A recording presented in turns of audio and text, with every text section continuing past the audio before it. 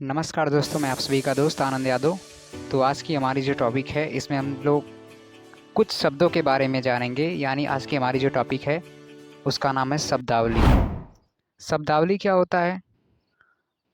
शब्दों का संग्रह होता है। और शब्दावली हमें पढ़ना किस लिए है? क्योंकि आगे चलकर जितनी भी परीक्षाएं आती हैं उन सभी में वर्तनी शुद्धि और उनके अर्थ को समझने में हमें दिक्कतें आती हैं। तो धीरे धीरे से मैं डेली आपको 10-10 वर्तनी शुद्धि बोलें या आप बोलें कि शब्दावली का अर्थ समझा रहा हूँ या जो कुछ भी आप बोलें, तो 10-10 शब्दावली में डेली आपको वीडियोस बना के देता रहूँगा। और धीरे धीरे लगभग 10-20 दिन क्लास चलेगी, आपकी 500 से 600 जो कठिन कठिन शब्दावलियाँ हैं जिनके बारे में आपको नहीं पता है, उन शब्दावलियों को मैं आपको अच्छे से समझा दूंगा। तो आपका जो शब्दावली बेस है वो मजबूत हो जाएगा, जिससे आपको हिंदी व्याकरण या हिंदी से संबंधित हिंदी साहित्य जो कुछ भी पढ़ने में आसानी होगी और समझने में भी आसानी होगी। तो चलिए वीडियो को शुरू करते हैं। हमारा जो पहला शब्द है रुदाली। शब्द है रुदाली। रुदाली क्या होता है? अच्छा, आप लोगों ने कभी रुदाली शब्द सुना है? अगर जिनने सुना है तो कमेंट में ज़रूर बता देंगे। रुदाली का मतलब होता है रोने वाली स्त्रियां। मान लीजिए कहीं किसी भी जगह पर कोई पुरुष या स्त्री का देहांत हो गया है तो और उसके घर में कोई रोने वाला नहीं है। मान लीजिए कोई एक ही था और उसके घर में कोई रोने वाला नहीं है, तो रोने के लिए भाड़े पर स्त्रियां बुलाई जाती हैं, जिन्हें रुदाली बोला जाता है। तो रुदाली आपको समझ में आ गया होगा कि रुदाली क्या होता है। जब कोई किसी का देहांत हो जाता है तो रोने के लिए भाड़े पर स्त्रियों को बुलाया जाता है और उन्हीं स्त्रियों को रुदाली बोलते हैं। तो आपको ये अच्छे से समझ में आ गया। कोलाज इंग्लिश का शब्द है लेकिन हिंदी भाषा में प्रयोग किया जाता है। तो मैं आपको समझा दूँ कोलाज क्या होता है। कोई भी बंधा हुआ, मेन रूप से मैं बताऊं तो जो 16 वर्ष की उम्र से लेकर के 30 वर्ष की उम्र तक बहुत लोगों को शौक़ रहता है। कोई मूवी देखी, उसमें की जो हीरोइन पसंद आ गई या जो अभिनेत्रियां हैं उनकी फ़ोटोज़ को अपने कमरे में लगाना, ये कोलाज कहलाता है। तो कोलाज भी आपको समझ में आ गया होगा। छोटा सा शब्द है लेकिन इन सारे शब्दों से आपकी जो भाषा है इतनी प्रभावशाली हो जाएगी। केवल ये मुश्किल से 5 से 10 मिनट का वीडियोज़ रहेगा, डेली आता रहेगा। और इन्हीं शब्दावलियों की वजह से आपकी भाषा बिल्कुल प्रभावशाली हो जाएगी और वर्तनी शुद्धि में भी आपको आसानी होगी। अब अगली जो हमारी शब्दावली है वो है अतिशयोक्ति। अतिशयोक्ति देखिए एक अलंकार भी होता है और शब्दावली भी है। तो इससे आपको अलंकार भी समझ में आ जाएगा और शब्दावली भी समझ में आ जाएगी। अलंकार में यही होता है कि वह अलंकार में जो भी वाक्यों का उसमें प्रयोग किया जाएगा, उसमें ये कहा जाएगा कि कोई भी बात रहेगी उसे सीमा से पार करके बोला जाएगा, यानी बढ़ा चढ़ा करके बोला जाएगा। जैसे बोला जाए कि मैं रो रहा था, मैंने रोते रोते पूरी नदी भर दी। तो रोते रोते कोई नदी थोड़ी भर देगा। या मैं रो रहा था और बाढ़ आ गई। तो ये सारी चीज़ें जो हैं जिसे बढ़ा चढ़ा कर बोला जाता है अतिशयोक्ति कहलाती है। बहुत लोग अतिशयोक्ति लिखने में गलती क्या करते हैं कि अतिशयोक्ति जिस तरह से बोलते हैं उसमें जो बड़ा सा है उसे आधा लिखते हैं। तो अतिशयोक्ति नहीं होगा, अतिशयोक्ति होगा।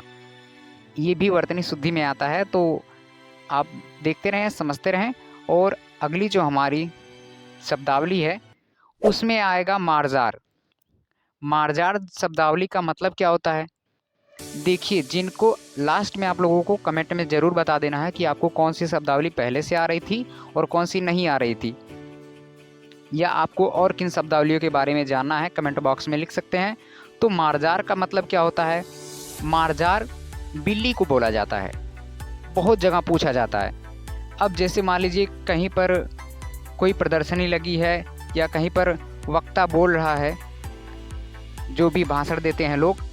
एक देखिए, वक्ता होता है, एक श्रोता होता है। वक्ता यानी जो बकता है, जो बकवास करता है, जो बकता है वो वक्ता होता है। यानी जो भाषण देते हैं वो वक्ता होते हैं, जो बैठकर सुनते हैं वो श्रोता होते हैं। तो ये वक्ता जो होता है वो जो भी बातें बोलेगा वो कहीं ना कहीं से लिखित, और उसमें जितनी भी शब्दावलियाँ रहेंगी उसमें से कुछ ऐसी शब्दावलियाँ रहेंगी जो आपको समझ में नहीं आएंगी, लेकिन आप इन सभी मेरी शब्दावली की वीडियोस को देखेंगे डेली, तो इतना तक मैं आप लोगों को कंफर्म करा दूंगा कि कोई भी अगर शब्द कोई बोलता है तो आप उससे अपरिचित नहीं रहेंगे, आप उससे परिचित हो जाएंगे। तो हम मार्जार का मतलब आपको समझा दिए। मार्जार का मतलब होता है बिल्ली। ये बहुत ज़्यादा पूछा जाने वाला शब्द है और इसे बहुत लोगों ने पूछा भी है और बात बात में प्रयोग भी किया जाता है, गांव की भाषा में भी प्रयोग किया जाता है। तो आधे लोग समझते हैं, आधे लोग समझते ही नहीं है। अगली शब्दावली हमारी है कातर। कातर का मतलब कितने लोग जानते हैं? कातर का मतलब होता है डरा हुआ या डरी हुई, आप जो भी समझें। डरा हुआ कातर का मतलब होता है, या डरी हुई। कब आप कहेंगे कि कातर का प्रयोग कैसे होगा? तो कुछ जैसे मान लीजिए कि कोई लड़की है और जंगल में गई और शेर को देख करके वो कतरा गई। कतरा गई यानी डर गई। तो कातर बहुत ही ज़्यादा मतलब आप बोल सकते हैं कठिन शब्द है। और हमारी अगली शब्दावली है आप्तवाक्य। आप्तवाक्य क्या होता है? आप्तवाक्य, देखिए इसमें वाक्य आ रहा है, यानी वह कथन जिस पर आप भरोसा कर सकते हैं। उन लोगों के कथन जिस पर आप भरोसा कर सकते हैं। जैसे मान लीजिए कोई ऋषि मुनि हुआ और वो आपको बता रहा है कि ये चीज़ें आप करेंगे तो आपके साथ ऐसा होगा। तो ऐसे लोग जिनकी बातों पर आप विश्वास करते हैं वो बातें कहलाती हैं आप्तवाक्य। आप्तवाक्य भी आप समझ गए होंगे।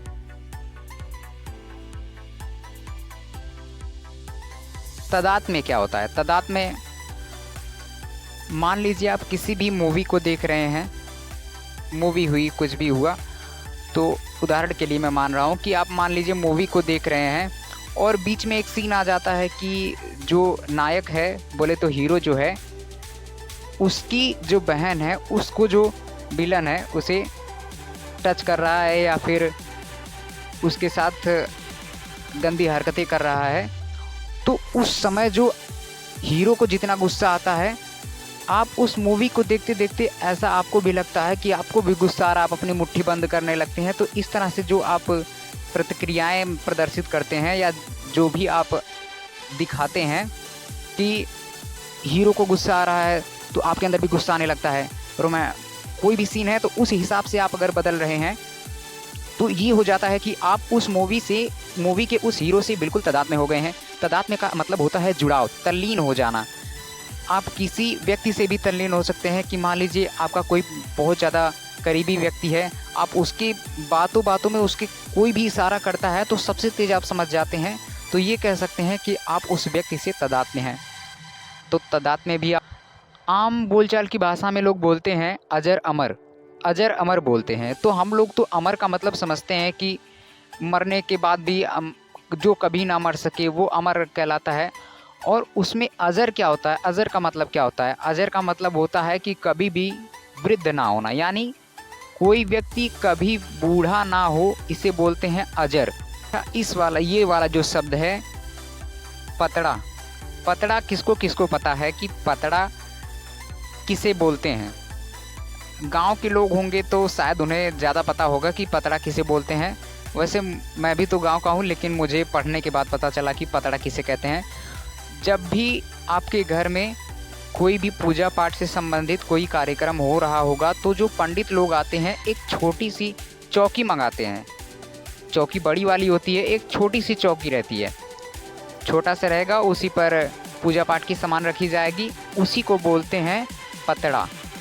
उसी को पतड़ा बोलते हैं। आपको समझ में आया होगा। प्रव्रज्या क्या होता है? प्रव्रज्या ये बौद्ध धर्म से संबंधित शब्द है।